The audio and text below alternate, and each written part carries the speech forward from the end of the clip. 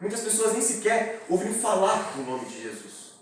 Então, existe uma importância muito grande da mensagem ser levada para esse tipo de pessoa. Por quê? Porque como o verso que o Dudu leu, esse evangelho precisa ser pregado a todo mundo antes da volta de Jesus. Então, essas pessoas, elas também precisam conhecer. Essas pessoas também precisam ouvir sobre Jesus. E mais uma coisa que dificulta bastante a pregação do evangelho para essas pessoas é que grande parte desses budistas está concentrado ali entre a Ásia, o Oriente Médio e a África, que é ali considerada a janela 1040. E o que é essa janela 1040? É um lugar, geograficamente falando, onde existe muita pobreza, existe muitos conflitos políticos e tudo mais. E nesses lugares da janela 1040, existe uma dificuldade muito grande de entrar o evangelho, do evangelho ser pregado lá.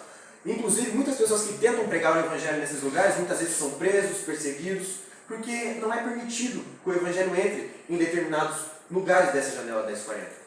Então, quando a gente entra nesse tema, a gente percebe que pregar o evangelho para essas pessoas não é fácil. Existem missionários nesses lugares, existem pessoas que já foram para tentar pregar o evangelho, mas se em países que permitem a liberdade religiosa, como no próprio Brasil, que é um lugar que tem essa liberdade religiosa, muitas vezes já não é fácil pregar o evangelho, imagine um lugar onde as pessoas são perseguidas por causa disso.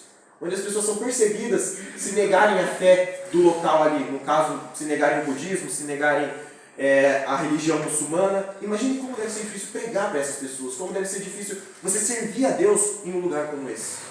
Não é fácil. Existe uma certa dificuldade. E quando a gente percebe alguns determinados números, algumas determinadas estatísticas desses lugares, a gente realmente se assusta um pouquinho. Olhem o que diz aqui. Em alguns desses países que acreditam, que servem ao budismo, menos de 1% da população aceitou a Jesus ou conheceu sobre Jesus. Menos de 1%. Imagine o que é menos de 1%.